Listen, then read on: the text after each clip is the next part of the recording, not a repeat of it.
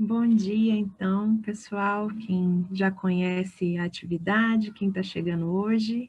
Bom dia a todos, todas e todes. Nós estamos aqui para mais um encontro do Formações na Pampulha, um projeto realizado pela Prefeitura de Belo Horizonte, por meio da Fundação Municipal de Cultura e Secretaria Municipal de Cultura, em parceria com o Instituto Periférico. O programa Formações na Pampulha realiza encontros com especialistas em cima de temas de interesse ao território. E hoje nós temos conosco aqui Fernando Lara. O Fernando é arquiteto, diretor do programa de doutorado da arquitetura da Universidade do Texas e autor do livro A Excepcionalidade do Modernismo Brasileiro, que foi lançado em 2018. E hoje ele está aqui com a gente para discutir um pouco do trabalho dele com a noção de modernismo popular. Eu não vou me alongar, porque eu acho que o Fernando tem muito mais a falar e contribuir com esse debate hoje, e eu, como vocês, também quero ficar aqui na condição de ouvinte. Então, bom dia, Fernando. Passo a palavra para você. Obrigado, Ana. Muito obrigado, Ana. Obrigado a todos por estarem aqui hoje para conversar sobre o modernismo popular e suas várias vertentes conceituais. Agradeço a Casa Kubitschek por ter montado a exposição, a Vanessa e o pessoal do Instituto Periférico por ter montado esse evento e proporcionar a gente essa conversa. Eu cresci em Belo Horizonte, nasci em Belo Horizonte, cresci em Belo Horizonte e, de certa maneira, cresci no meio de arquitetura moderna, né? Meus avós moravam numa casa no Padre Eustáquio, uma casa que tinha uma janela de vidro grande, uma marquise, uma coluninha de ferro, alguns elementos de cobogó na cozinha. E eu cresci achando que o mundo inteiro era assim. E entrei na faculdade de arquitetura da UFMG nos anos 80, né? Já se vai muito, muito, muito tempo. E estudando arquitetura, as revistas de arquitetura, as discussões que a gente tinha, parecia que o mundo inteiro era assim, que o mundo inteiro era moderno, que o mundo inteiro utilizava esse vocabulário da arquitetura moderna. Foi só quando eu vim para os Estados Unidos para fazer doutorado, isso aí já era em 96, no finalzinho do século, né? Que eu comecei a andar em volta, né? Eu vim para a Universidade de Michigan e comecei a andar em volta e ver que, poxa, as casas, pelo menos nos Estados Unidos, são todas bastante tradicionais, né? Mesmo as casas novas, elas são bastante tradicionais, elas têm uma estética do século XIX. E resolvi que isso seria meu tema de investigação, mudei o tema da minha tese, né? Eu tinha, em algum momento, pensado que eu ia estudar a questão do semiótica, do pós-modernismo. Eu tinha feito um mestrado em letras na UFMG, um mestrado em estudos semióticos, estudos literários, e que me ajudou muito na vida. Sou muito grato de ter aprendido teoria da literatura com Vera Casanova, Ivete Valti, Vander Melo Miranda. Tem uma turma fantástica lá.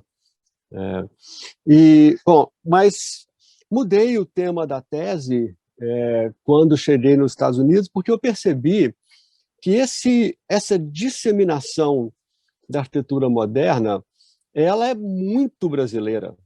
O Brasil absorveu isso, principalmente nos anos 50, principalmente antes de Brasília, né? Eu chamo Brasília de uma overdose de modernismo, em todos os sentidos. Depois eu vou explicar até o outro sentido do moderno, que é o sentido que se amarra na colonialidade e na desigualdade, na exploração. Tem essa outra vertente também. Mas eu não cheguei lá nos anos 90. Nos anos 90, eu resolvi estudar esse fenômeno do modernismo popular. Então, fiz uma pesquisa de base, eu fiz um levantamento, na verdade, Primeiro, andando nas ruas de Belo Horizonte, eu fotografei umas 250 casas, né? Fotografei as fachadas. E é isso que vocês veem lá na Casa Kubitschek, quando forem visitar a exposição. Tem uma parede na Casa Kubitschek que está na chamada desse evento, que são algumas dezenas dessas fotos montadas numa parede. Essas casinhas já estão desaparecendo, essas casinhas, a grande maioria delas já foi demolida, ou então ou reformadas a ponto de que você não as reconhece mais. Mas documentei essas fachadas, comecei trabalhando pelas fachadas, porque nas fachadas estavam ali todos os elementos de arquitetura moderna que vinham diretamente da Pampulha, né? A coluna de ferro, que é muito usada nas varandas, vem diretamente tanto da marquise da Capelinha de São Francisco, quanto da marquise do Cassino, hoje Museu de Arte da Pampulha, né? Os brises, os elementos para proporcionar sombra na fachada, também estão presentes na capela, estão presentes no Yacht Club, os azulejos cerâmicos, que eram um elemento muito tradicional da arquitetura portuguesa dos séculos XV, XVI, XVII. Na verdade, os azulejos, a cerâmica vitrificada, é uma técnica árabe, né, que veio do norte da África para Portugal e Espanha, depois se tornou marca da arquitetura portuguesa. Esses azulejos também estão em todos os edifícios da Pampulha. E o telhado borboleta, que é interessantíssimo falar do telhado borboleta, porque ele está presente só no Yacht Club, né? A capela é uma abóbada, o Cassino, o Museu da Pampulha, tem o telhado plano, escondido atrás da platibanda. A Casa do Baile também tem uma laje plana. O iate, né, o salão de festas do iate, é que tem o telhado borboleta. Qual a função do telhado borboleta? Se você for pensar, não faz muito sentido você atrair as águas para dentro do edifício, né? Num lugar que chove muito, o ideal é você expulsar a água da chuva. Quanto mais longe das suas paredes, melhor, menos infiltração. Mas o telhado borboleta ele tem uma vantagem muito interessante no quesito de ventilação, porque o telhado tradicional ele prende o ar quente dentro dentro do volume da edificação, porque o ar quente sobe, e no telhado tradicional ele sobe para o ponto mais alto e fica ali preso. Ou seja, o telhado tradicional funciona muito bem nos países de clima frio, onde você precisa de segurar o ar quente dentro da edificação. O telhado borboleta, ele facilita a saída desse ar quente. Se esse ar quente tiver uma saída nos dois lados, ele facilita. Aí você tem que resolver a questão técnica do isolamento, de não deixar essa água acumular, de deixar essa calha sempre limpa e não deixar essa água ficar parada no meio da edificação. Mas, bom, isso foram as questões que me levaram a estudar isso, foram as questões que me levaram a trabalhar, né, escolher isso como objeto de tese, que depois viraram objeto de vários artigos em periódicos e 2 livros. O primeiro livro saiu nos Estados Unidos em 2008, que é basicamente uma releitura, uma reescritura da tese de doutorado, e o segundo livro, que é o Excepcionalidade do Modernismo Brasileiro, que está disponível nas livrarias, está disponível na Quixote, na Savassi, está disponível como formato e-book na internet. Esse segundo livro é uma compilação de dezenas de artigos que eu escrevi desde 2003, 2005 até 2010, mais ou menos. São vários artigos que discutem as várias facetas desse fenômeno. Mas eu poderia ter ficado, né, na questão formal, na questão dos elementos da arquitetura. Eu acho que o Guilherme pode começar a passar a minha apresentação do PowerPoint. Eu vou mostrar algumas coisas. Essa aí é a parede, a abertura, isso é a foto da parede, como ela está montada lá na Casa Kubitschek. Todo mundo pode lá ver, quem estiver em Belo Horizonte. Aí são as fotos dos dois livros. São as capas dos dois livros. O primeiro saiu nos Estados Unidos em 2008, o segundo saiu em português e espanhol em 2019, mais de 10 anos depois. Pode passar, Guilherme, por favor. Bom, aí as casinhas, né? Essa é uma das casinhas típicas, essa aí é no Prado, né, onde você vê todos os elementos, as colunas de metal finas, o telhado borboleta, o telhado invertido, a marquise, os elementos compositivos. Pode passar mais uma, Guilherme. Outra, essa bem simples, né? Essa casinha no Carlos Prates, é uma das mais simples, mais singelas das que eu documentei, né? Pode passar mais uma. Aí uma casa um pouco maior, onde, de novo, o telhado borboleta, as coluninhas de ferro, os elementos de sombreamento, né? O brise solar. Pode passar, Guilherme. Aí tem umas detalhes fantásticos, né? Essa também essa na região do Horto, bem pertinho lá do Estádio Independência. Olha como que essa coluna de ferro se resolve com esse Y em cima e embaixo. Essa casinha é fantástica. Pode passar mais uma. Bom, aí eu queria chegar nessa imagem.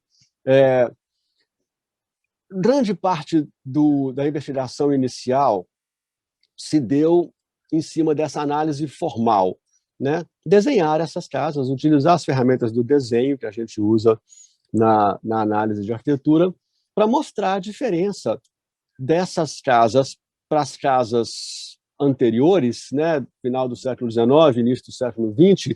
Belo Horizonte é uma cidade muito jovem, né? Então, essas casas que eu trabalhei foram construídas nos anos 40 e 50, e são simplesmente a segunda geração de casas de Belo Horizonte, né?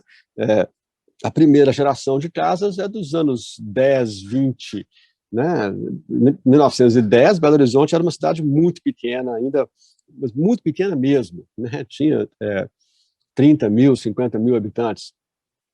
Só nos anos 30 é que se começa a construir nessas regiões, tanto Funcionários, Lourdes, quanto Serra, Santa Efigênia, Prado, Carlos Prates, né? As primeiras casas são dos anos 30. Então, as casas dos anos 40 e 50 já são a segunda geração apenas. Mas eu fiz essa análise formal para mostrar a diferença das casas anteriores, e aí elaborei, fui fazer a segunda parte da pesquisa, que era tentar entender dentro das casas, tentar entrar nas casas, entender as casas.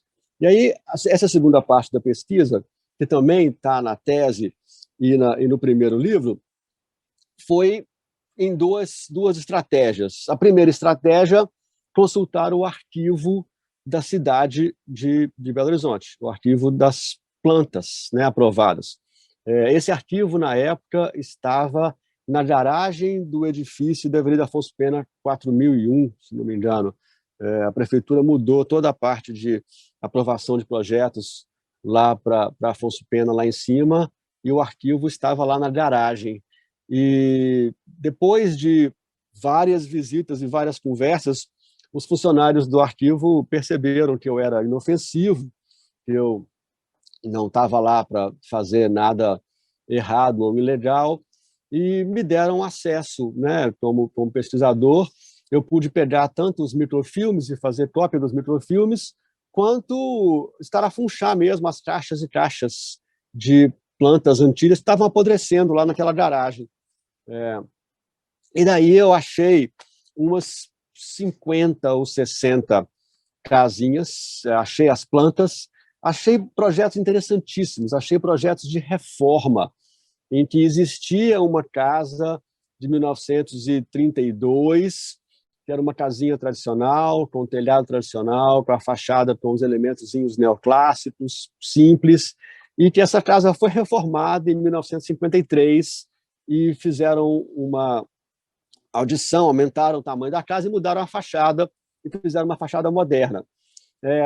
Com base nessas plantas, principalmente dessas 50, quase 60 plantas que eu documentei, eu fui tentar entrevistar os moradores. Então, fui bater na porta deles. Essa é a parte mais difícil da pesquisa.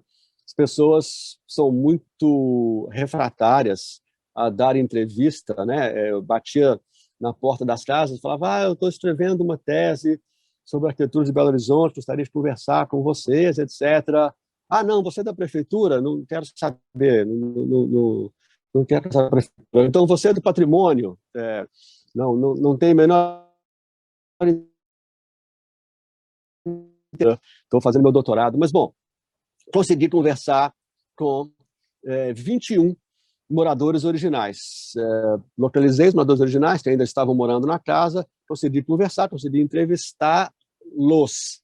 Digo los no masculino, porque é o que a língua portuguesa me obriga a fazer, né? O ceticismo da língua me obriga a fazer, colocar no masculino, mas, na verdade, foram 19 mulheres, um casal e um homem, das 21 entrevistas. Por que esse número enorme de avós? Né?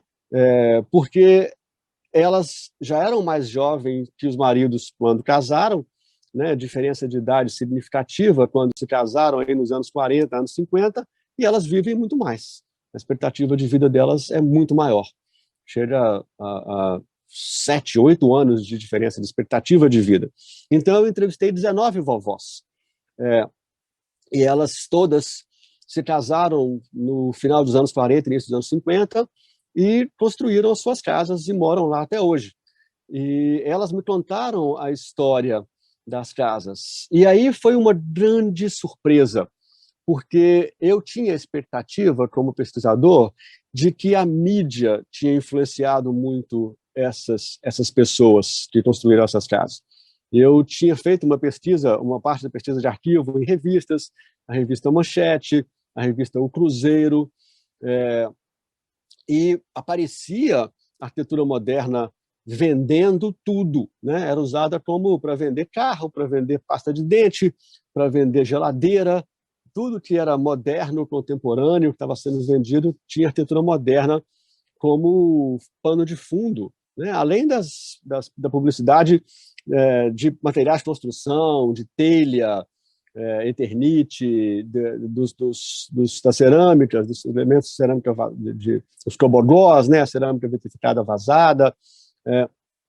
Então, eu tinha expectativa de que era pela mídia e também pela televisão, que estava começando no país naquele momento. Quando eu conversei com essas avós, nenhuma delas chamou nenhuma atenção para nenhuma revista. Televisão ela só tinha nos anos 60, né? Não tinha mesmo televisão nos anos 50, nessas casas de classe média. Né? Eu foquei na classe média justamente para pegar casas não desenhadas por arquitetos.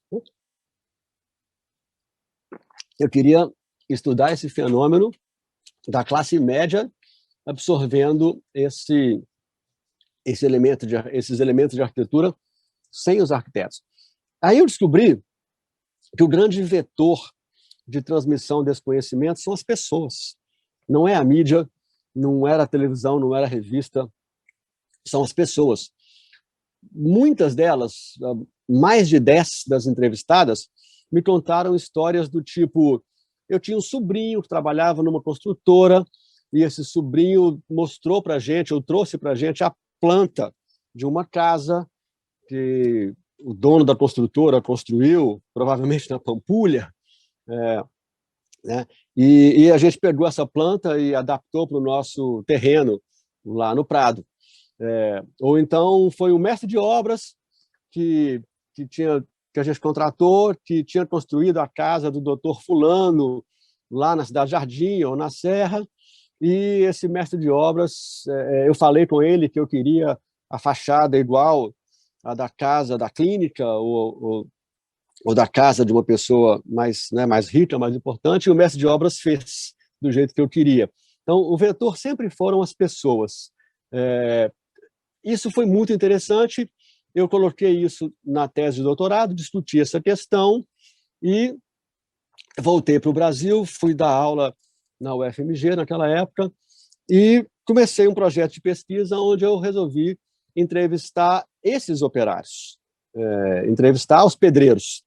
E foi interessantíssimo, porque tentando encontrar pedreiros com mais de 60 anos de idade, né, no início dos anos 2000, eu queria encontrar pedreiros que tinham já começado a trabalhar nos anos 50, 60, para me contar essa história, e encontrei vários com 70, 75 anos de idade, que começaram a trabalhar nos anos 50, e eles me levaram à favela. Eles queriam me mostrar as casas onde eles trabalharam, as clínicas, os edifícios, mas queriam também me mostrar a casa deles. Queriam mostrar a casa que eles construíram para eles, para a mãe deles, para os irmãos deles. E eles me mostraram um link, uma ligação muito forte entre a arquitetura que se faz na cidade desenhada, eu chamo de cidade desenhada, a cidade onde os quarteirões são ortogonais e as casas têm algum projeto aprovado na prefeitura e existiu alguma espécie de desenho antes de começar a obra, né? Todo tipo diferente de desenho, dos mais detalhados aos mais simples, e a cidade não desenhada, onde os quarteirões não são ortogonais, onde o processo de ocupação foi justamente o inverso do processo da cidade desenhada, né? Na cidade desenhada, a gente primeiro compra um pedaço de terra e tem os documentos de posse desse terreno, depois a gente desenha o que vai ser construído, constrói e ocupa, e entra e ocupa aquele espaço. Na cidade não desenhada, e pode chamar de cidade informal, ou as favelas, ou mesmo na periferia, primeiro você ocupa, primeiro você toma posse do terreno, depois você constrói. E um dia, talvez no futuro, se a legislação e a justiça permitir, você consegue algum documento de posse daquela terra, que você já vive nela e ocupa há décadas. O processo é exatamente o inverso. Esses pedreiros me levaram a entender esses processos. Eu cresci no São Lucas, numa rua chamada Camões, Luiz de Camões. Essa rua termina ali na favela da Serra, bem embaixo ali da antena da antiga Rádio Del Rey, aquela antena que virava árvore de Natal em Belo Horizonte no século passado, ali na Serra. E cresci ali com os meninos na rua, jogando bola, andando de bicicleta. Vários dos meus amigos de infância moravam na favela ou numa certa área de transição, né, que ainda era rua, ainda tinha número, mas já era uma arquitetura e uma construção bem informal. Mas quando criança e depois quando jovem, nunca entrei de verdade na favela da Serra. Quando estudante de arquitetura, favela não existia como tema, né? Naquela época, o ensino de arquitetura tratava a favela como um mapa de Belo Horizonte tratava a favela, né? Uma área vazia lá com uma projeção de um loteamento que um dia vai ser realizado. Ele ignorava completamente. A primeira vez que as favelas de Belo Horizonte foram desenhadas e colocadas no mapa, se não me engano, foi em 1993, quando Patrus foi prefeito, e elas entraram no mapa oficial da cidade. Mas, bom, isso é história para outras conversas. A questão é que eu nunca tinha realmente crescido do lado da favela, exatamente do lado, né, muro vizinho, mas nunca tinha entendido isso como uma manifestação arquitetônica brasileira forte, né?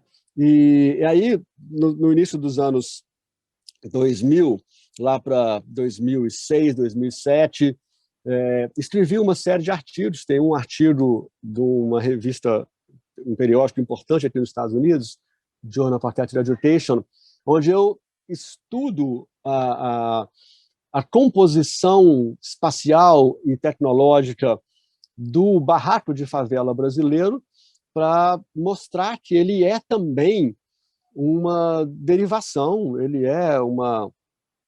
é descendente da arquitetura moderna. Tem elementos de arquitetura moderna que foram absorvidos até pelos habitantes mais desprovidos de poder e de meios, como os moradores das favelas brasileiras.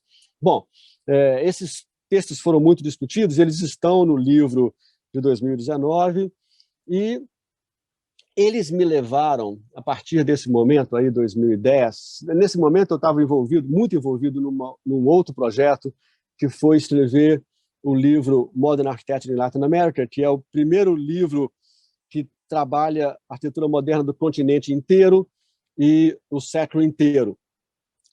O manuscrito do livro tinha 900 páginas, é um livro gigantesco que eu escrevi com um colega mexicano e que trata o século XX inteiro, o continente latino-americano inteiro.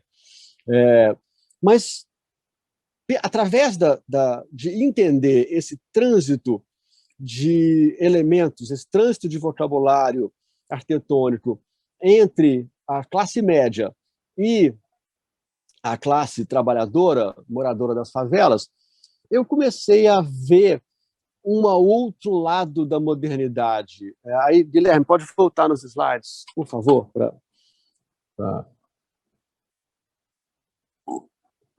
Pode passar. Essas são casinhas ainda modernas. Algumas são muito, muito interessantes. Pode passar mais um. Bom, aí, claro, a Capela da Pampulha, de onde é uma síntese de Oscar Niemeyer, né? De onde vários desses elementos derivaram diretamente, porque teve um impacto muito, muito forte na cidade de Belo Horizonte, no Brasil e no mundo, né? Essa capela é uma obra de arquitetura importante na história do mundo no século XX. Acho que é o edifício que inscreve Belo Horizonte na história da arquitetura mundial. Pode passar mais um, Guilherme. Aí também o Cassino, atual Museu de Arte, outro prédio excepcional de Belo Horizonte, mais um. Acho que vai... Pode passar mais um, Guilherme. Bom, aí o que eu queria discutir, nesses artigos todos, nesses textos todos, eu estava discutindo essa questão. O que o modernismo popular brasileiro ensina para o mundo, né? A arquitetura é uma profissão elitista, ainda no mundo inteiro são poucos os lugares. Bom, não conheço nenhum lugar onde a arquitetura rompeu com o elitismo, né? É uma profissão que vende exclusividade sem elaborar o fato de que só existe exclusividade com exclusão, né? Você só vende exclusividade se você excluir a maioria das pessoas daquele espaço, né? Mas, bom, eu queria elaborar uma contribuição do modernismo popular brasileiro para a teoria da arquitetura em geral, e uma das coisas que eu discuti, que eu elaborei, foi isso. Assim, a arquitetura tradicional, a historiografia, o campo do conhecimento da arquitetura, ela entende como arquitetura, tem um problema na definição da arquitetura, né? Ela entende como arquitetura, o campo entende como arquitetura, obras desenhadas por arquiteto, né? Então, nesse entendimento tradicional, os elementos populares, eles só entram, como aí na casa Bonaventure, na casa do Robert Venturi, na Filadélfia, eles só entram se eles forem filtrados por um arquiteto. Então, você tem um arquiteto que está olhando, no caso do Venturi e da Denise Scott Brown, eles estão olhando para a arquitetura vernacular, estão olhando para Las Vegas, ou a arquitetura tradicional dos Estados Unidos, e estão filtrando alguns elementos para fazer uma composição né, arquitetônica e espacial a partir desses elementos. E, nesse caso, é importante perceber que isso atinge uma audiência muito pequena, né? Quem conhece a Casa Vana Venturi? Poxa, tem, sei lá, 5.000 estudiosos de arquitetura no mundo que realmente conhecem a Casa Vana Venturi e que sabem por que essa casa é importante. Aí pode passar, Guilherme, mais um, por favor. Então, a audiência é muito restrita, né? O caso brasileiro mostra uma possibilidade, um potencial de disseminação, de diálogo muito, muito diferente, completamente diferente. Pode passar mais um. Aí o cobogó com a janela, são esses elementos, essa combinação de elementos que estava presente nas casas brasileiras nos anos 50, por todo lado. Mais um, Guilherme, por favor. Aí o nosso Yacht Club, que é um dos edifícios também muito marcantes dessa época. Mais um, Guilherme, acho que agora mais um eu chego no slide que eu quero falar. Bom, e aí qual que é a contribuição do modernismo popular para essa discussão? Da mesma maneira que a construção da favela inverte o processo da construção tradicional, as etapas, o modernismo popular brasileiro inverte essa relação de arquitetura com arquitetura vernacular, arquitetura de elite e vernacular, né? Porque aqui você tem a classe média, né, tomando elementos da arquitetura de elite e aplicando aos seus edifícios sem o filtro do arquiteto erudito e com uma audiência, com um público gigantesco.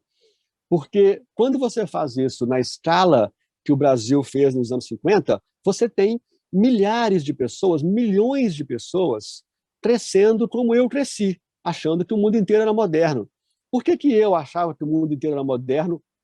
Por que meus colegas, meus familiares, todo mundo achava que o mundo inteiro era moderno? Porque o Brasil teve essa disseminação excepcional, daí o nome do livro, a excepcionalidade, essa disseminação excepcional dos elementos de arquitetura moderna nos anos 50. Isso muda o valor da arquitetura para uma sociedade, né? Você deixa de ter arquitetura só para... né? Antigamente, a arquitetura era feita para reis, cardeais, bispos, nobres, né? No final do século XIX, ela começa a ser feita para a classe trabalhadora. Começamos a projetar escolas, hospitais, estações de trem, mas, mesmo assim, sempre com o filtro do arquiteto erudito, que é quem determina o que é arquitetura e o que não é. O caso brasileiro implode essa definição e nos obriga a buscar uma definição mais ampla. A gente tem que, ou a gente passa a entender que o espaço construído todo é arquitetura, ou seja, ou a gente valoriza todo ser humano que modifica o seu espaço, e todo ser humano faz isso, né, da maneira mais simples, que é mudar o arranjo dos móveis do seu quarto, até construir a sua casa, ou mudar a sua casa, reformar, transformar, ou até construir com as suas próprias mãos. Todo ser humano faz isso. Ou a gente muda essa definição, ou a gente vai ter que chamar de arquitetura só os edifícios de elite e arrumar outro nome, outra palavra para discutir o ambiente construído inteiro, né? E a gente, de certa maneira, faz isso quando a gente chama de ambiente construído, né? Built environment. Por quê?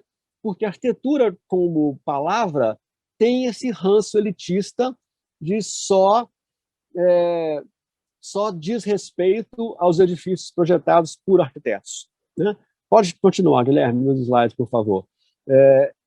Esse trabalho, hoje, 25 anos depois de ter iniciado esse trabalho, e depois de ter escrito várias outras pesquisas e ter mudado o foco do meu trabalho para outras questões, eu entendo que essa modernização, essa modernidade que o Brasil disseminou, estava ancorada numa colonialidade.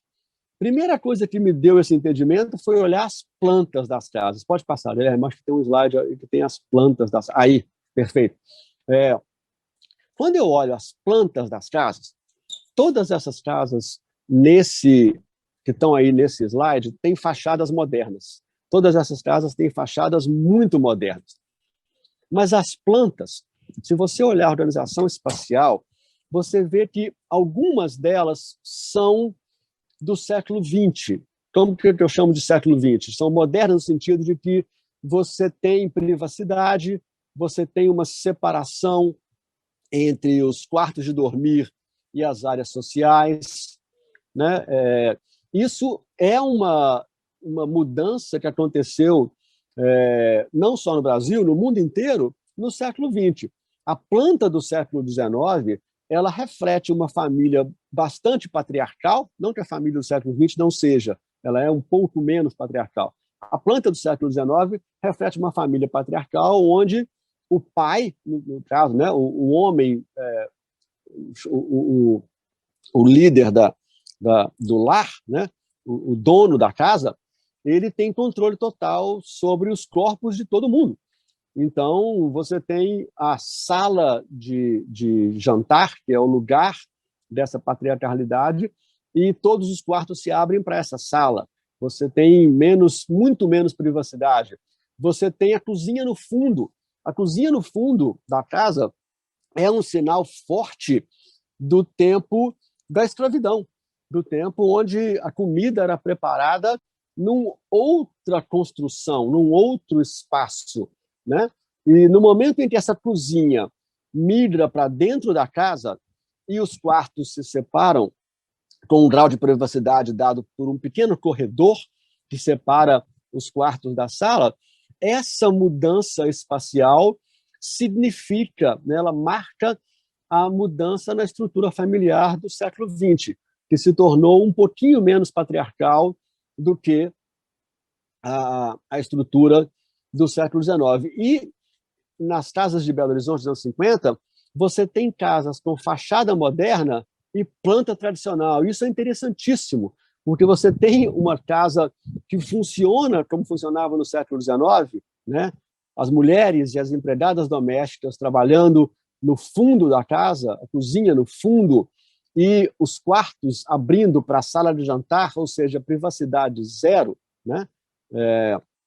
Para a gente hoje é difícil de entender como que uma família de classe média vivia assim, né? Imaginem vocês que a casa tem um banheiro só e vocês jovens, estou imaginando que eu estou falando com uma plateia bem mais jovem do que eu hoje, não tem nenhuma privacidade para poder, né?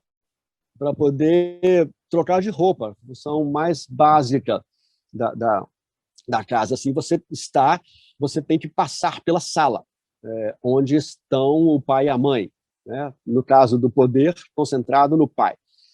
Então, isso foi me mostrando que essa modernidade trazia junto uma colonialidade. Nesse mesmo tempo, pode passar, Guilherme, próximo slide, mais ou menos por essa época, aí uma dessas casas, com uma fachada mais ou menos moderna e a planta bem tradicional. Pode passar mais um.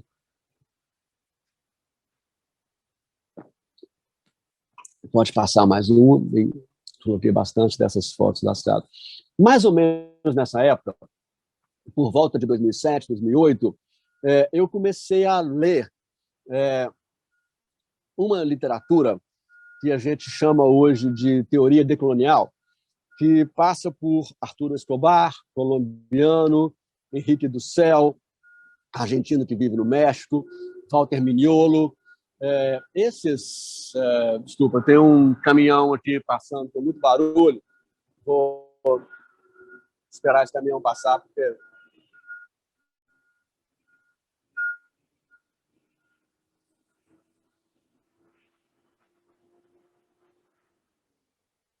tem um caminhão de lixo aqui passando na minha varanda.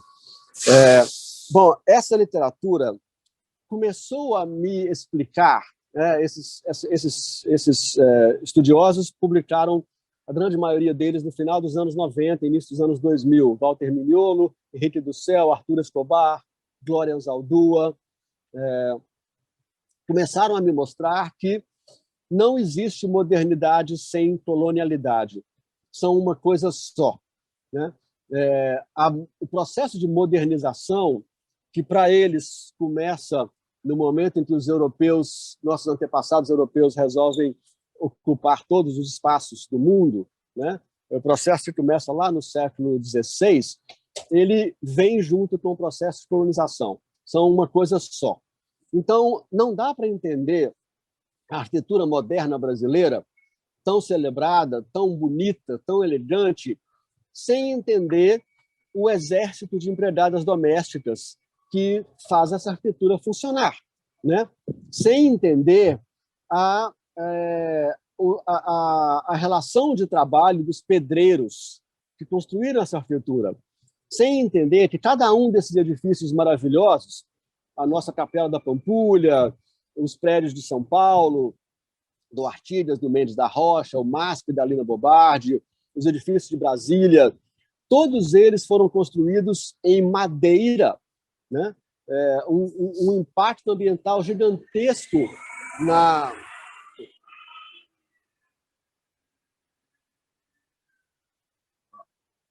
O caminhão foi embora. Um impacto ambiental gigantesco, que é a parte colonializada da nossa arquitetura moderna. As relações de trabalho, né? Cada um desses edifícios foi construído carregando lata de cimento no ombro, né?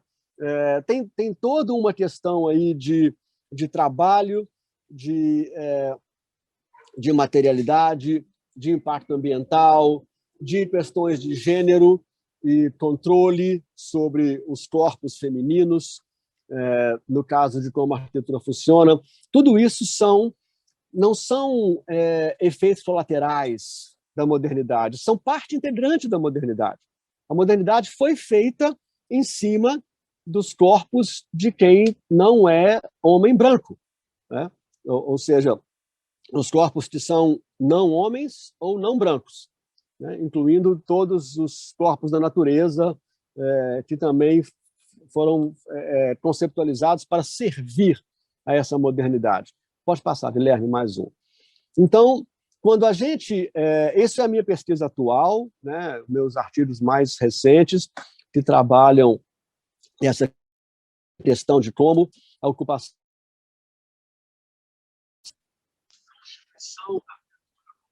independente não são uma coincidência, são parte da...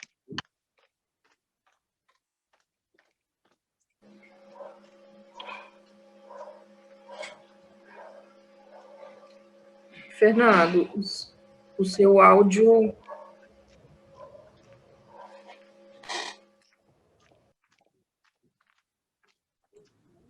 Fernando, eu não sei se você está conseguindo nos escutar. Nós tivemos um probleminha com seu áudio.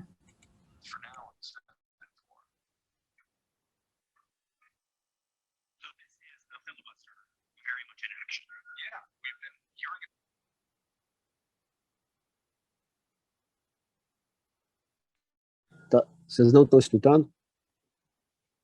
Foi? Tá. Desculpa, deve ser alguma coisa aqui do meu pequeno microfone aqui. Bom, obrigado. Pode passar, Guilherme. Eu estava falando, então, não sei quanto que ficou sem áudio, mas eu estava falando dessa relação de modernidade e colonialidade, que os processos que permitiram aos arquitetos manipular o espaço, os processos de desenho, de geometria, são os mesmos processos que permitiram os nossos antepassados portugueses e espanhóis a controlar e dominar civilizações que existiam aqui nas Américas antes. É o mesmo processo que inventou a escravidão. É o mesmo processo que inventou... Você pode voltar lá em René Descartes, no início do século XVII, com o cogito ergo sum, a separação entre mente e corpo, né? Esse processo de modernização ele determinou que alguns seres humanos, né, no caso os europeus brancos do século masculino, são parte dessa mente, né, são racionais, têm razão, têm lógica, são parte se colocam na parte mental do cogito ergo sum do Descartes, e o resto do planeta, tanto recursos naturais, quanto todas as mulheres, quanto todos os homens não brancos, são parte da natureza, né? A separação entre mente e corpo. Alguns poucos são colocados no lugar mental, de razão, controle e conhecimento, os outros todos são colocados no lugar corporal, que é recursos para que a mente pudesse brilhar, vamos dizer assim. E aí eu termino essa breve conversa com essa obra de uma artista também belo-horizontina, que eu gosto muito, muito, que é a Laís Mirra. De todas as artistas plásticas contemporâneas no Brasil hoje, a Laís, ela tem uma crítica da arquitetura, ela faz uma crítica à arquitetura muito forte. Ela tem obras sobre o desastre da Gameleira, ela tem obras sobre essa questão da modernidade e colonialidade, ela tem 2 colunas, né? A coluna do Alvorada, em Brasília, apoiada na coluna da Fazenda Columbandê, que é uma fazenda de açúcar no Rio de Janeiro, do século XVII. A Laís faz uma crítica muito interessante dessa exaltação moderna que a gente tem na arquitetura. E essa obra dela, que eu estou colocando aí na tela, talvez seja a obra dela mais famosa, mais importante. Essa obra está no átrio do pavilhão da Bienal. Então, ela foi feita para a Bienal de Arte de São Paulo, se não me engano, de 2017 ou 2016.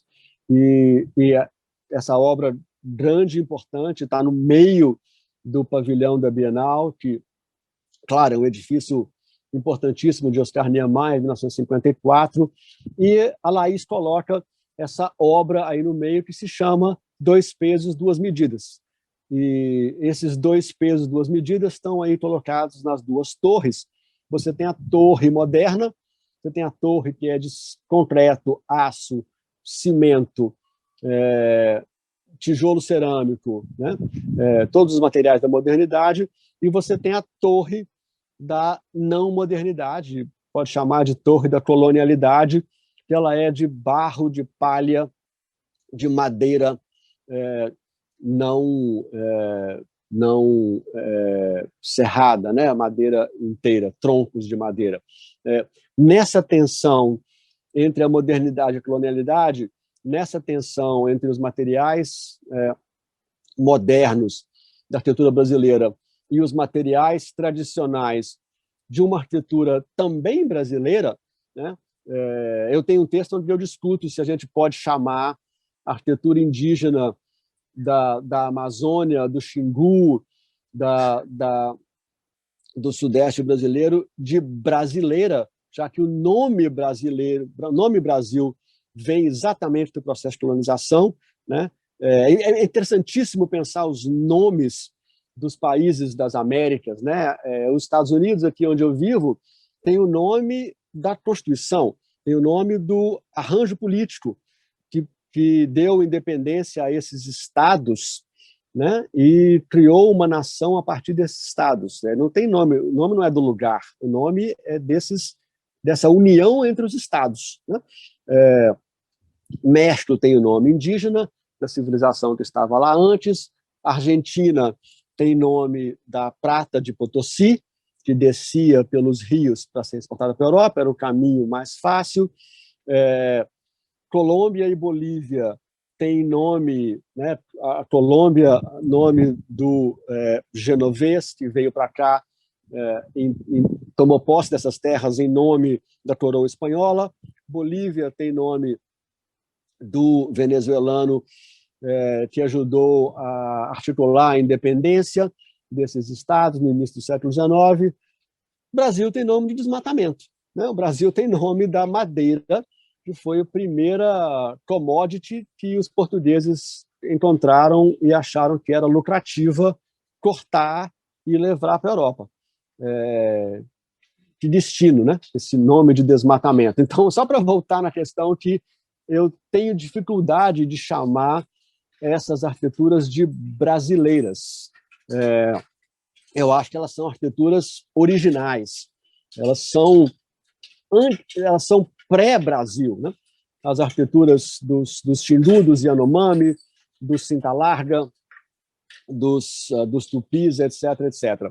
Mas é nessa tensão entre a torre da modernidade e a torre da colonialidade, né? E aí você pode colocar também, do lado da colonialidade, todos os afro-brasileiros, todos os afrodescendentes e todas as mulheres que sempre estiveram fora desse núcleo de poder, até bem pouco tempo, né? Para discutir essa tensão. E, voltando para terminar, nas casinhas, né? A gente consegue ver essa tensão brasileira exatamente aí na Pampulha. A Pampulha foi um loteamento de classe alta, né? Vocês conhecem a história da Pampulha. A prefeitura fez uma represa para poder criar um aeroporto. Na cidade cheia de morros, como é Belo Horizonte, era muito difícil fazer um aeroporto, então a prefeitura teve a ideia, né? A liderança de Belo Horizonte nos anos 30 teve a ideia de pegar um pântano e transformar, né, drenar o pântano para transformar em aeroporto, para conseguir colocar aí uma pista de 2 quilômetros. E é um aeroporto que está abaixo do lago, né? A represa da Pampulha está acima da pista do aeroporto. Aí tem todo um processo de modernização, né, nessa idiosincrasia de o aeroporto estar abaixo, né, na área inundável, abaixo do lago. Fizeram a represa, fizeram o aeroporto, fizeram o loteamento em volta da represa. O loteamento não estava vendendo. O loteamento era um fiasco de vendas. Nos anos 40, nos anos 30, início dos anos 40, ninguém da elite belo-horizontina queria morar a 10 quilômetros de distância do centro da cidade, então não estava vendendo nada. Um prefeito jovem foi nomeado pelo governador, também nomeado, né? Benedito Valadares foi nomeado interventor por Getúlio Vargas, e ele nomeou um jovem médico, Juscelino Kubitschek, prefeito de Belo Horizonte. Esse jovem prefeito, nenhum deles eleito, esse jovem prefeito nomeado, herdou esse abacaxi, que eram os empreendedores da Pampulha, falando: olha, vocês construíram a represa, a ideia era vender lotes, os lotes não estão vendendo, estão encalhados, é um grande fiasco de vendas. Aí tiveram uma grande ideia: vamos construir uns equipamentos bacanas, bonitos, em volta da represa, para atrair gente para comprar os lotes. Aí construíram 4 pequenas joias da arquitetura mundial, né? De novo, olha aí o processo todo enviesado que acabou gerando 4 joias da arquitetura mundial: a Capela, o Cassino, atual Museu de Arte, a Casa do Baile e o Yacht Club. E havia um 5º projeto de um hotel que nunca foi construído. Mas esses 4 edifícios foram extremamente bem-sucedidos e atraíram, sim, a classe alta belo-horizontina a comprar os terrenos em volta da lagoa. Mas os terrenos em volta da lagoa são uma pequena casca, né? A casa do Juscelino, a casa onde está a exposição, onde ele praticamente nunca morou, né? Porque construiu a casa quando estava terminando de ser governador, e logo depois foi ser deputado no Rio de Janeiro, e depois foi ser presidente, mudou para o Rio, e de lá ele construiu Brasília, etc. Mas olha a simbologia disso tudo, né? Você tem, no encontro entre Juscelino Kubitschek e Oscar Niemeyer, você tem a síntese do Brasil do século XX, né? O Brasil que constrói, o Brasil das empreiteiras, né? As empreiteiras, de novo, estão aí no cerne da relação, do Brasil que constrói espaços novos para superar a herança colonial e não supera, porque continua investindo numa estratégia de construção que promove desigualdade, né? E você tem hoje, na cidade de Belo Horizonte, você tem uma lagoa linda, com equipamentos maravilhosos. Agora, nos últimos 20 anos, é que começaram a ser construídos alguns equipamentos um pouco mais públicos na lagoa, com aquele parque lá no fundo da lagoa, que foi uma área de aterro, porque a lagoa tem um processo de assoreamento muito alarmante. Você tem alguns equipamentos públicos, aquela praça ali perto da capela, onde sempre tem as corridas à volta da Pampulha e outras corridas de 5, 10, 20 quilômetros. E uma pequena capa de poucos quarteirões em volta da lagoa, de terrenos enormes, casas enormes, que não se sustentam mais como espaços de elite, então começam a ser transformados em espaços de festa, espaços de eventos. E você tem da Avenida Portugal para norte 500 mil pessoas morando, e essas pessoas não usufruem da lagoa o tanto que deveriam, né? O aeroporto, por exemplo, que está praticamente desativado, com apenas voos de táxi aéreo, imagino. Estou lembrando aqui da cidade de Quito, no Equador, que desativou o aeroporto na área central, construiu um aeroporto novo e transformou o aeroporto antigo em um parque, né? Poderia fazer o mesmo, transformar o aeroporto da Pampulha em um parque, voltar parte do pântano à sua conformação natural, trabalhar a Lagoa da Pampulha de maneira mais pública, para que ela sirva como espaço para grande parte da população. Ela serve como pista de corrida, pista de andar de bicicleta, mas poderia ser muito mais, né? Acho que é necessário discutir esse lado da colonialidade que está embutido na nossa modernidade. Dá para fazer isso a partir das casinhas modernas, dá para fazer isso a partir dos equipamentos da Pampulha, dá para fazer isso a partir da conformação da cidade inteira. Então, vou terminar por aqui para a gente poder responder algumas perguntas e ter um pouco de debate. Eu já vi que tem várias perguntas no chat e agradeço a vocês a oportunidade dessa conversa hoje. Obrigado. Obrigada a você, Fernando. Acho que o seu trabalho tem uma potência muito grande dentro da perspectiva decolonial. Nós recebemos várias perguntas. Antes de passar para as perguntas, antes de eu abrir para o bate-papo com o chat, a Vanessa, gestora do Museu Casa Kubitschek, queria conversar um pouquinho com os convidados, os inscritos e o nosso convidado. Então, eu vou pedir, se o Guilherme puder, por favor, abrir o áudio dela e a câmera. Ou, Vanessa, se você conseguir acessar aí.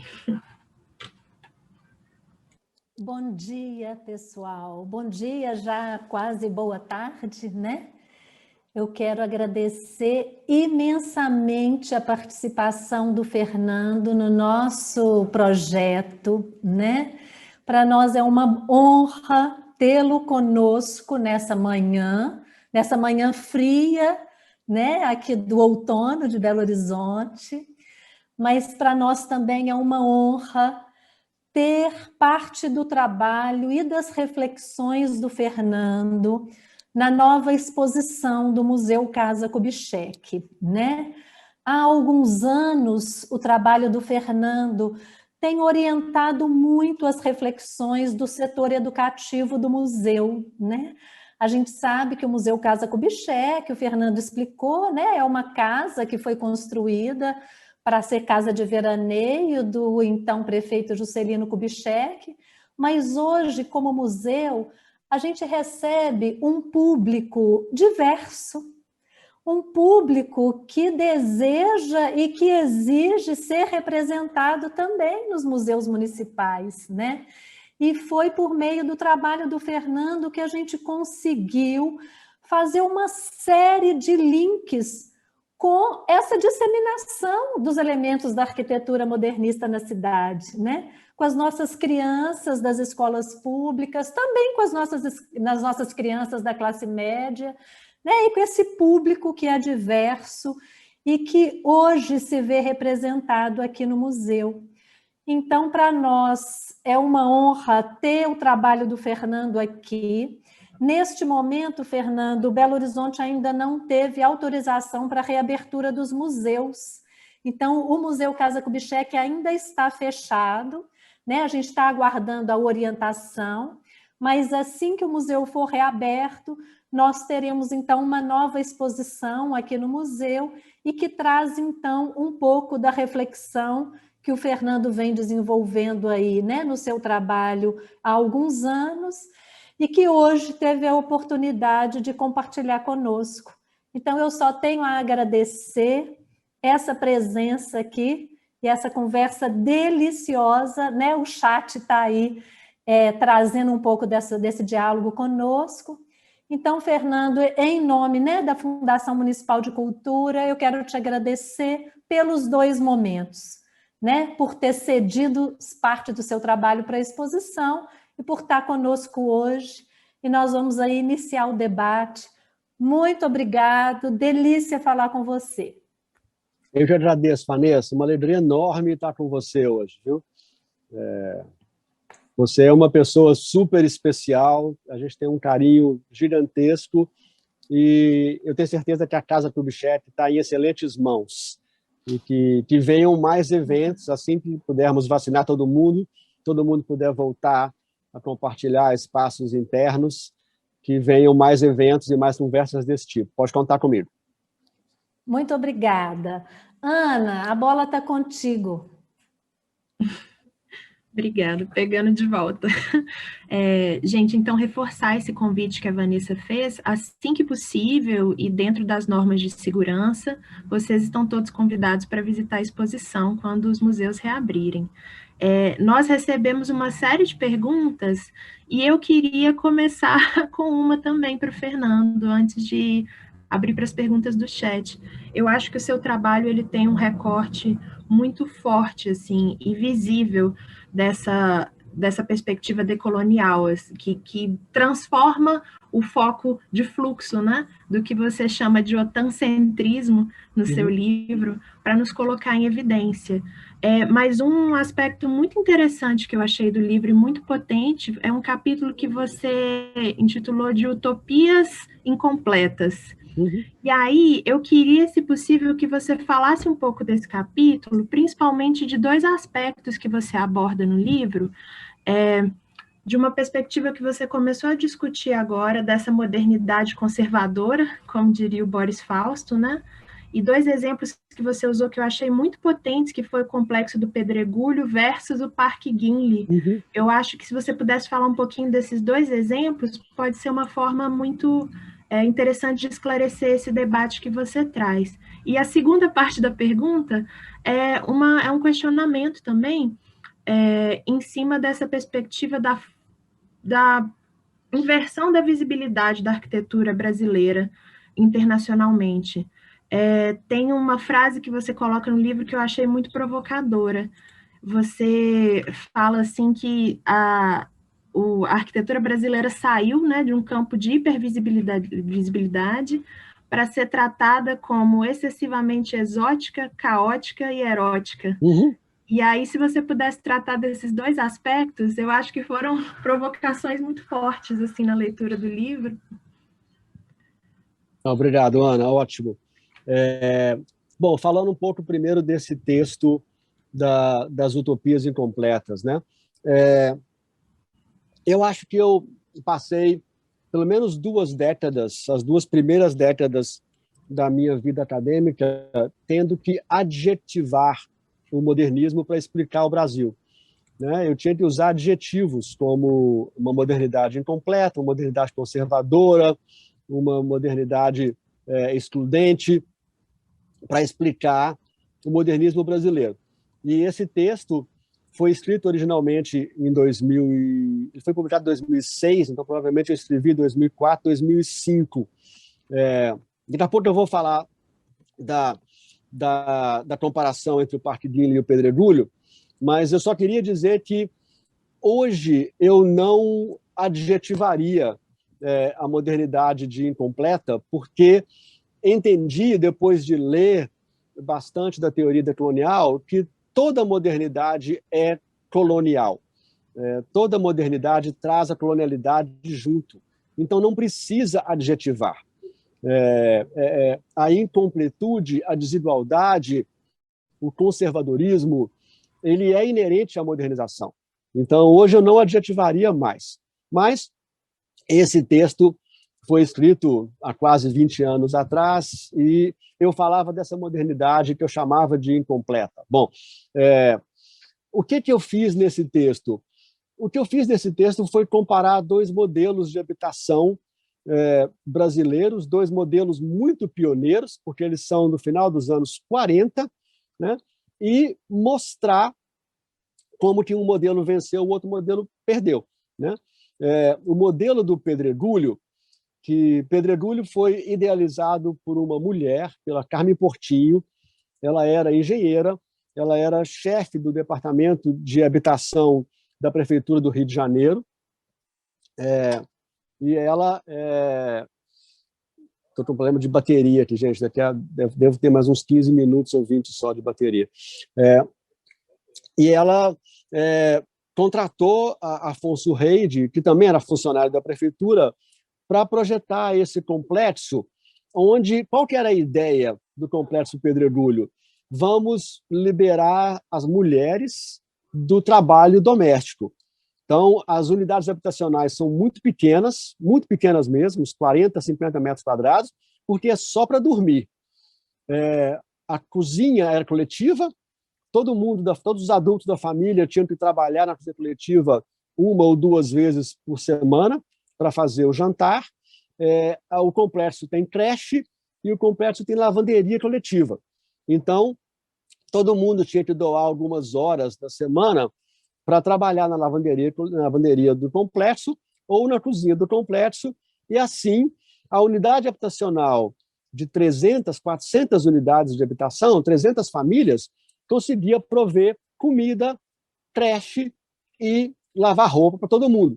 O que isso acontece? Isso nos anos 40, né? Qual que era o objetivo? Liberar as mulheres para poder entrar no mercado de trabalho, né? Essa era a questão. Esse modelo foi rechaçado, a sociedade brasileira não quis continuar. Esse modelo aparece um pouco também no edifício JK, em Belo Horizonte, ou no Copan de São Paulo. Várias unidades habitacionais tinham esse modelo de unidade pequena com serviços prestados pelo complexo, né? Serviços tanto de comida, quanto lavanderia, quanto escola e creche para as crianças. Qual o modelo que venceu? O modelo do Parque Dínley. O Parque Dínley é um terreno de uma família bilionária. Os Dínley eram os donos do Copacabana Palace, e eles tinham essa chácara ali no início da Rua das Laranjeiras, onde ainda tem a mansão dos Dínley, a casa dos Dínley está lá, e eles contrataram Lúcio Costa, o nosso grande planejador, arquiteto moderno, né, o pai intelectual da arquitetura moderna brasileira, para construir esses edifícios. E o que são esses edifícios? São apartamentos de 300 metros quadrados, com toda aquela... todos os espaços de exclusão que o Brasil se acostumou. O elevador de serviço, a área de serviço, 3 quartos de empregados. Apartamentos grandes têm 3 quartos de empregado. Então, a ideia era que tinha 3 mulheres morando para cuidar de uma família de 5 pessoas, no máximo, né? Elite do Rio de Janeiro nos anos 40, 50, no máximo uma família de 5, 6 pessoas. Mas todos esses signos estão lá. E esses signos a gente vê de maneira reduzida, por questões de custo, na arquitetura que é a arquitetura mais tradicional das cidades brasileiras. Verticalização, para poder ficar longe das ruas, porque a rua é o lugar do outro, a rua é o lugar do pobre, a rua é o lugar do não elite, né? Para poder ficar longe da rua e, ao mesmo tempo, trazendo para dentro do espaço doméstico todas as ferramentas e elementos espaciais de exclusão que a gente tem no elevador de serviço, no quarto de empregada, né, a porta de serviço. Já discuti tanto com alunos de arquitetura por que apartamento de 2 quartos tem que ter porta de serviço. Não faz o menor sentido, isso não existe no resto do mundo, é uma invenção, uma insistência puramente brasileira, né? E aí você vê os alunos vindo com todo tipo de desculpa para manter essa porta separada, porque não pode passar pela mesma porta. Então a ideia, mas como é que vai tirar o lixo? Gente, põe no saco e leva no saco plástico. Como que vai tirar o lixo? O mundo inteiro tira o lixo do mesmo jeito. Mas a gente naturaliza, a gente normaliza essas separações, né? E elas depois são muito difíceis de serem reveladas ou separadas. Ano passado a gente teve aquele caso horrível de Recife, onde a dona da casa não conseguiu tomar conta do filho da doméstica por 15 minutos e colocou ele no elevador sozinho, né? Então, assim, essas coisas são espacializadas e, quando elas são espacializadas, elas são naturalizadas e demandam um esforço enorme para revelar e, um dia, quem sabe, superar essas questões. A outra parte da pergunta da Ana, o impacto da arquitetura brasileira no mundo, o mundo do Norte, né, o mundo da OTAN, do Atlântico Norte, ele criou essa adjetivação brasileira de erótica, exótica e caótica. Isso veio do editor de América Latina de um grande jornal dos Estados Unidos. Eu conversei com ele uma vez e eu falei, poxa, você é um cara super preparado, super inteligente, as matérias que você publica sempre têm esse viés de exotismo. E ele falou, não sou eu, são os editores. Eu faço matérias sobre tudo. Os editores dos grandes jornais norte-americanos, eles só escolhem matérias que têm o viés caótico, erótico ou exótico, né? Quando eu dou aula para os meus alunos aqui e falo dessas questões, eu peço para eles prestarem atenção em onde a gente coloca o rótulo de conhecimento, onde a gente coloca o rótulo de cultura, né? A gente tem a tendência, no mundo otancêntrico do final do século XX e do século XXI, de pensar que conhecimento só vem dos Estados Unidos, da Alemanha e do Japão. O resto do mundo tem cultura, né? E é mais do que urgente inverter essa equação e perceber que conhecimento existe em qualquer lugar do mundo. Tem conhecimento no Xingu, tem conhecimento na Rocinha, tem conhecimento no Vietnã, tem conhecimento na Etiópia, né? E cultura também, né? Não existe outra explicação para o fato de que os meus conterrâneos no Texas, eles acreditam piamente que armas vão deixá-los mais seguros. Não existe nenhuma evidência empírica entre a relação entre que ter mais arma te dá mais segurança. Pelo contrário, quanto mais arma você tem, maior o risco de você ser morto por arma, né? E essa ideia que está crescendo também no Brasil, infelizmente, se tornando hegemônica no Brasil, é uma questão cultural, não é uma parte de conhecimento. E você tem que atacar o problema cultural das pessoas acharem que elas vão estar seguras com uma arma de fogo, né, na cintura. Porque isso não é uma questão de conhecimento. Então, precisamos inverter essa equação, precisamos revelar questões culturais da França, da Alemanha, do Japão, que fizeram com que eles se achassem superiores aos outros, né? E, ao mesmo tempo, valorizar o conhecimento, né, de todo e qualquer ser humano que vive nesse planeta, porque todo mundo tem conhecimento.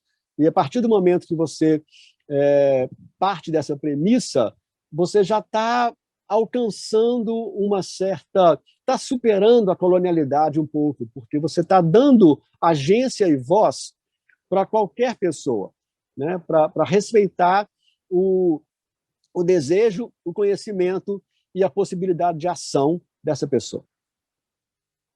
Vou parar aqui, senão eu gasto o tempo todo Fernando, respondendo. agradeço a resposta e eu acho que essa perspectiva é muito importante para nós que somos agentes da cultura ter em mente. Eu vou seguir com as perguntas que foram enviadas, vou seguir em ordem de envio. Então, para começar, nós temos uma pergunta do Luciano Carvalho e da Vanessa, a gestora do Museu Casa Kubitschek, que se complementam. Então, eu vou ler as duas juntas. Fernando, desenvolve um trabalho na Escola de Arquitetura da UFMG a respeito dos quintais, ainda em início. Para você, qual era o principal papel dos quintais nas casas da época, e sobretudo na Pampulha? E o que se perdeu ou simplesmente se transformou de lá para cá? E a Vanessa complementou essa pergunta, colocando que gostaria também que o Fernando comentasse sobre os jardins. As casinhas modernosas também absorveram a perspectiva dos jardins modernos? Então, essa pergunta sobre os quintais e jardins. Nossa, boa pergunta. Nunca foi objeto da minha investigação ou da minha reflexão. Eu fiz vários trabalhos no passado sobre a questão das enchentes e como que a classe média brasileira não gosta do jardim, né? A classe média brasileira tem uma fixação pelo cimento, pelo tijolo, né? Tem um pensador da história da arte no Rio de Janeiro, Paulo Venâncio, ele diz que o brasileiro só consegue se relacionar com a natureza com a mediação do concreto, né? Só através do concreto que consegue mediar a relação com a natureza. Talvez os jardins sejam um pouco isso, um espaço da natureza domesticada relacionado com o concreto, mediado pelo concreto e pelo cimento. Porque eu vejo, pelo menos nas pessoas próximas a mim, uma tendência muito forte de ver a natureza como um entulho, né? A árvore suja, a árvore enche meu quintal de folha, a natureza faz barro, então eu prefiro cortar e cimentar e deixar um canteirinho pequeno. Mas eu confesso, eu nunca elaborei muito sobre isso, não. Sobre os quintais, eu queria chamar a atenção para um projeto recente do fotógrafo Leonardo Finotti. Ele tem fotografado muito com drones e, usando os drones, ele fez um trabalho lindo sobre os terreiros de candomblé em Salvador, na Bahia. E a questão do terreiro de candomblé, do quintal, é porque tinha que ser no fundo da casa porque era ilegal, tinha que ser um pouco escondido. Exercer as religiões afro-brasileiras era ilegal, era perseguido até no final dos anos 50, não sei se final do governo Vargas.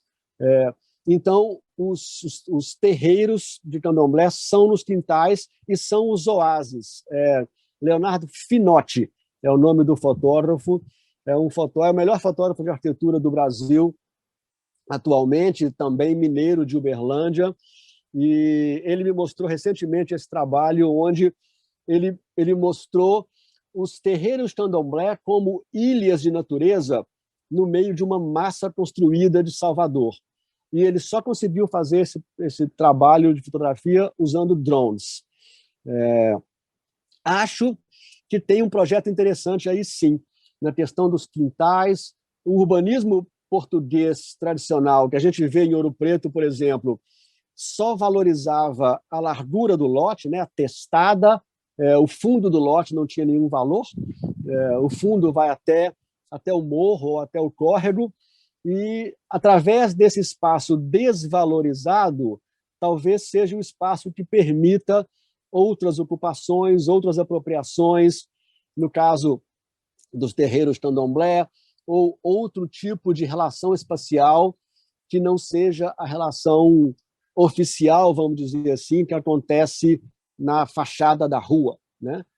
O quintal é o espaço doméstico por excelência. Não sei, eu nunca elaborei muito isso, mas acho que tem uma investigação interessantíssima aí, sim.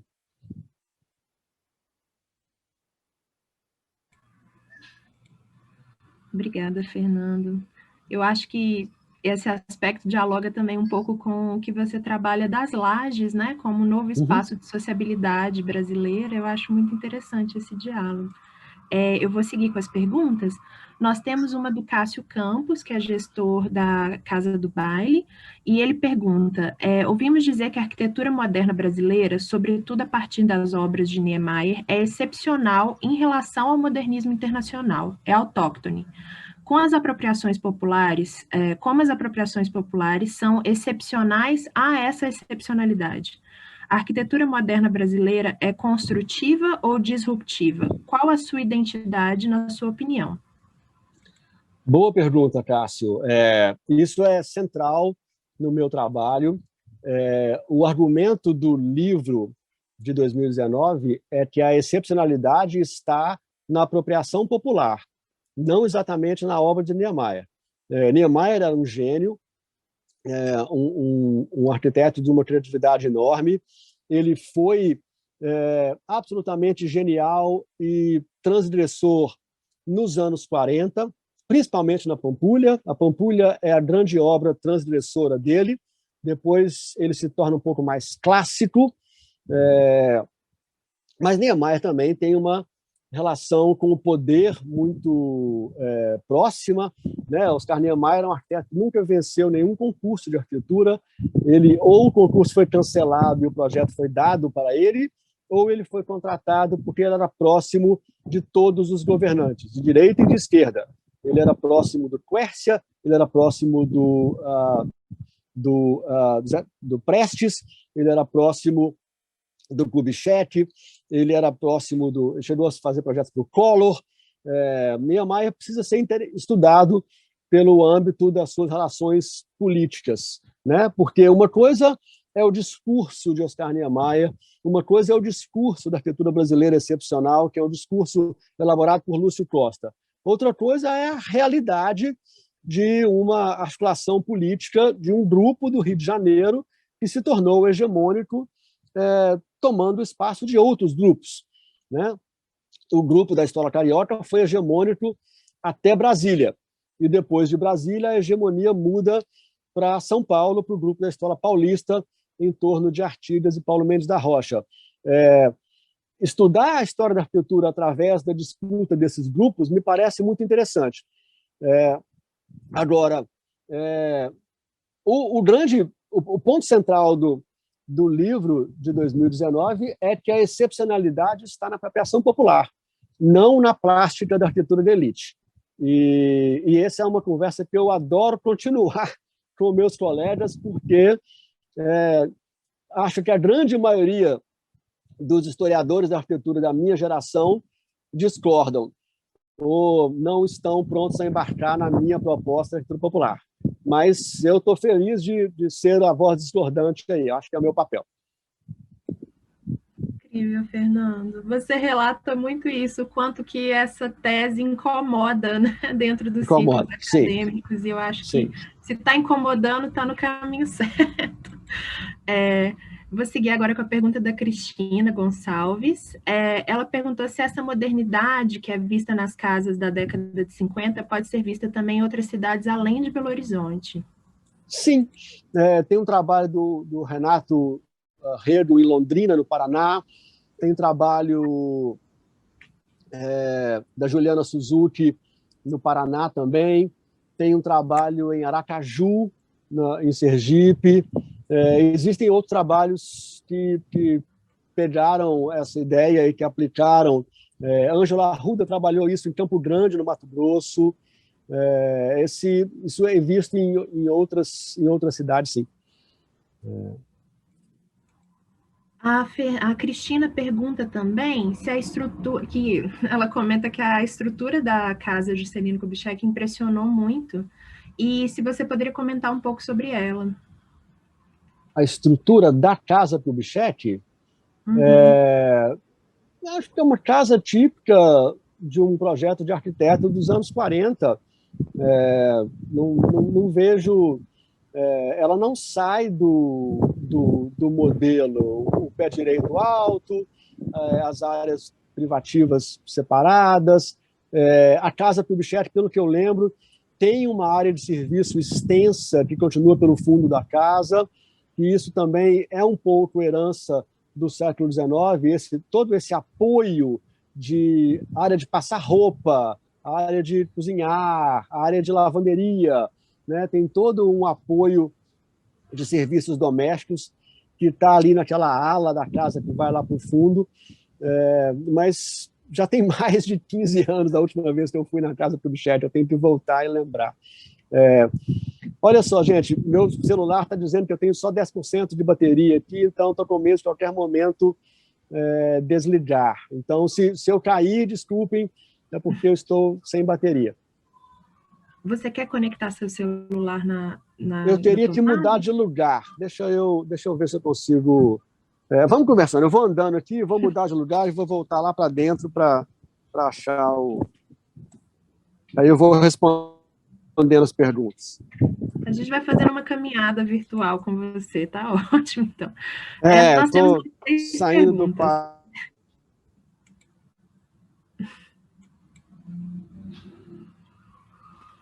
Eu acho que você travou. Então, né? Gente, enquanto o Fernando retorna o sinal, você está nos escutando, Fernando? Agora sim, eu perdi por um minuto, mas já voltei. Não, tá ótimo. Olha, nós temos mais 3 perguntas. Se você quiser ir respondendo enquanto você faz a sua caminhada... Pode dizer, por favor, Ana. A Vanessa perguntou também se você poderia aprofundar um pouco a sua reflexão sobre o impacto ambiental provocado pela arquitetura moderna. Essa é ótima. Em 2018, eu fiz um projeto que eu me orgulho muito. Foi um projeto com os alunos do Texas. Foi um pouco em resposta aos desastres das minas de Mariana e Brumadinho. Vou botar na horizontal aqui, fica melhor. O que eu fiz com os meus alunos? Eles estavam projetando um memorial para as vítimas dos 2 desastres da mineração, e eu pedi para eles calcularem o impacto ambiental de edifícios paradigmáticos. Então, eles pegaram... Eu estou respirando aqui para subir a escada, falando, difícil. Eles pegaram a Capela da Pampulha, a Catedral de Brasília, o MASP, da Lina Bobardi, a FAUSP, de Vila Nova Artigas, e pegaram também edifícios dos Estados Unidos, da Argentina, da Colômbia, das Américas todas. Eles desenharam esses edifícios em 3 dimensões e calcularam o volume de material, o volume de concreto, o volume de aço, o volume de vidro, o volume de madeira. Com base nesses cálculos, você calcula o impacto ambiental desses edifícios todos. Então, tem uma instalação que eu fiz na Bienal de Arquitetura de São Paulo de 2019, onde eu fiz um painel grande. Vocês foram no meu website, fernandoluislara.com, vocês conseguem ver lá essa instalação, na página sobre os projetos artísticos. Um painel de uma foto de Bento Rodrigues, no dia do desastre, que é a expansão máxima da lama, né? Porque depois a gente visitou o lugar, eles criaram uns lagos, tá bem disfarçado lá a questão do desastre em Bento Rodrigues. Os lagos, para conter a lama, eles estão com a lâmina d'água agora, então sumiu a lama está escondida embaixo de uma lâmina d'água grande, são 3 represas que eles fizeram lá. Mas tem a foto de satélite do dia após o acidente, então eu usei essa foto e coloquei os 4 edifícios paradigmáticos do Brasil, que era a Bienal de São Paulo. Coloquei a Capela da Pampulha, a Catedral de Brasília, o MASP e a Faculdade de Arquitetura da USP, e calculei o tamanho do impacto ambiental de cada um deles naquela escala. Então, em cima da foto de Bento Rodrigues, você tem um cubo que mostra qual o buraco que o MASP fez na escala de Bento Rodrigues. porque o MASP gerou um buraco. O cimento veio de algum lugar, o tijolo veio de algum lugar, a madeira veio de algum lugar, o aço também. Então, toda obra que a gente faz gera um impacto. Toda obra que a gente faz gera um buraco em algum lugar. Ou é desmatamento, ou é... Bom, a gente, quando pousa em Confins, dá para ver aquelas minas de calcário ali, que são das fábricas de cimento, né? E agora, na seca, agora em julho, agosto, você tem o vento sopra o pó da mina de calcário, então você tem não só o buraco ali perto de Confins, mas você tem uma área branca, né, onde aquele pó está espalhado ali em volta da mina. Você vê, é muito visível esse impacto.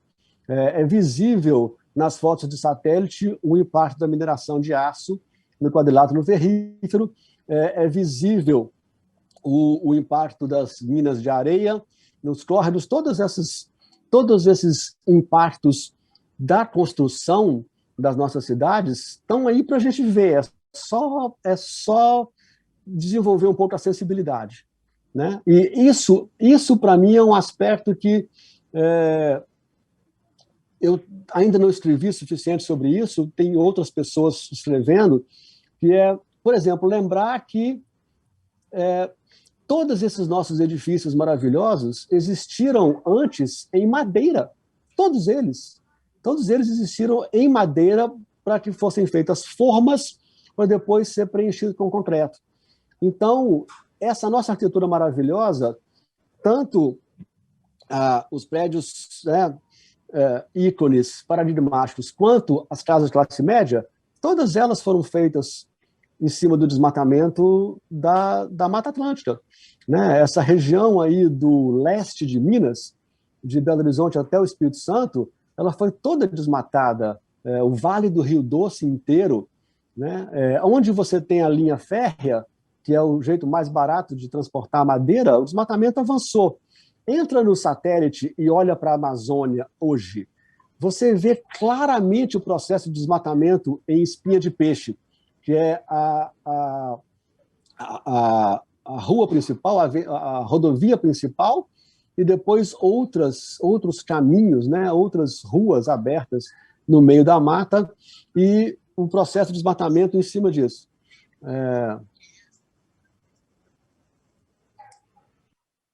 É um outro áudio. Pessoal, eu peço que vocês chequem, por favor, o áudio de vocês. Alguém está com o áudio aberto, se puder fechar? Acho que fechou. Então, essa pergunta é interessantíssima. Eu acho que é outra camada de colonialidade que a gente precisa abordar quando pensar a arquitetura moderna. É o impacto ambiental dela. Obrigada, Fernando. Temos mais duas perguntas, as duas últimas. A Michele Santos, ela comentou: Fernando, você comentou sobre a verticalização para que haja o afastamento das ruas, sendo esse um local dos marginalizados. Pensando em cidades do interior, onde a existência de prédios não é tão constante, esse afastamento se dá de que forma, na sua opinião? A Michele Santos, discente da Arquitetura e Urbanismo pela Universidade Estadual do Mato Grosso. Docente, imagina o discente.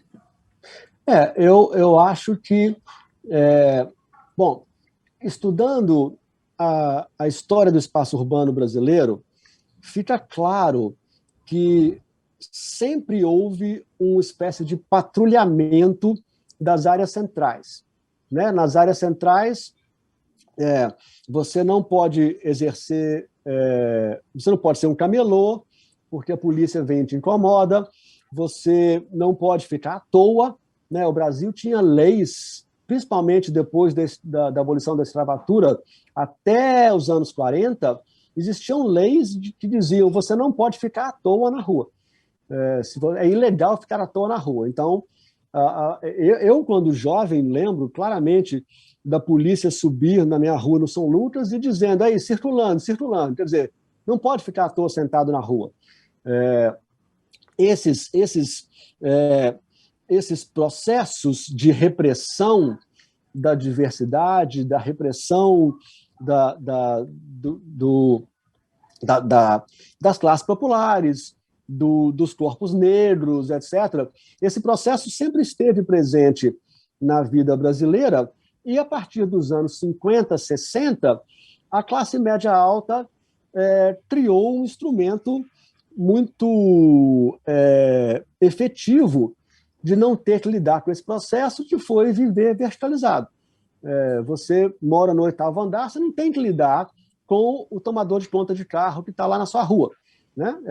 É assim que a elite brasileira lida com o problema. Ela entra de carro, põe o carro na calçada, o porteiro abre o portão, você entra para a garagem e você não tem que lidar com questões da rua, né?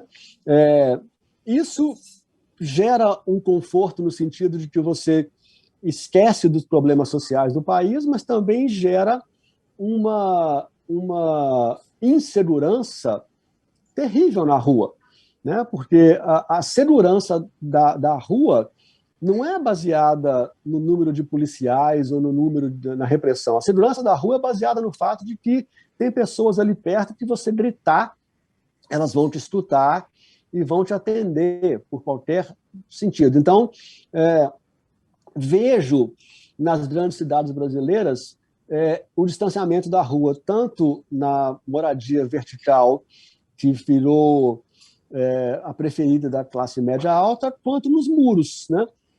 Você passa hoje nessas áreas do Carlos Prates, do Prado, que eu passei nos anos 90, você não vê mais as casas, elas estão atrás dos muros. E o muro, ele funciona dos dois lados, né?